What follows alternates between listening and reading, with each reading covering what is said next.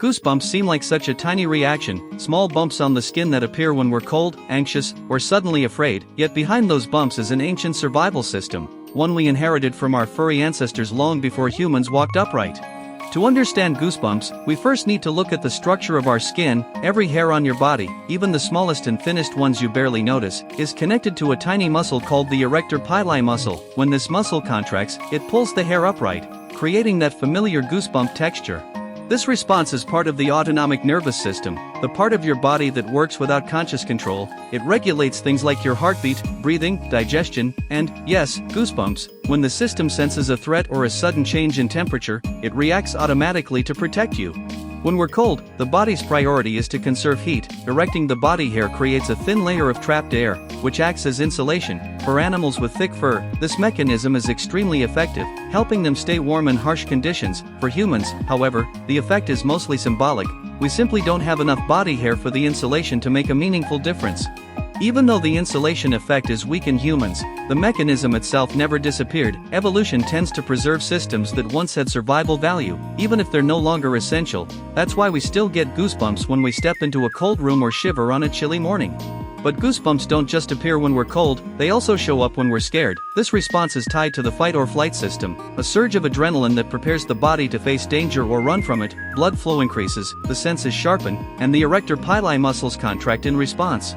For animals, raising their fur makes them appear larger and more intimidating to predators or rivals. A frightened cat puffing up its tail is a perfect example of this instinct in action.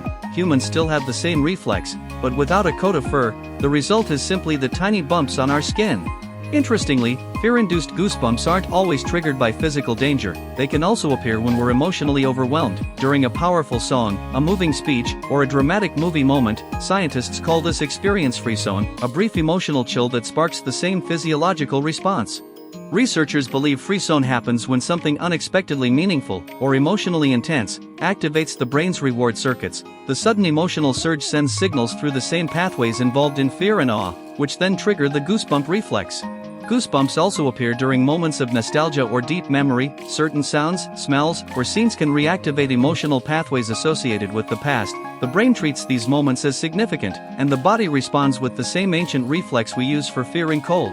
What's fascinating is that goosebumps involve a combination of physical protection, emotional reaction, and evolutionary history. They remind us that our bodies are shaped by millions of years of survival challenges, some of which are still built into our nervous system, whether we need them or not.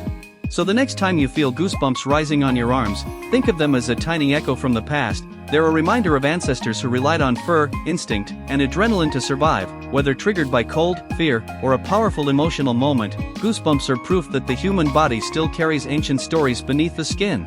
That's it for today's video. If you enjoyed exploring with me, don't forget to subscribe to Science Lab, where we turn everyday things into scientific discoveries. See you next time.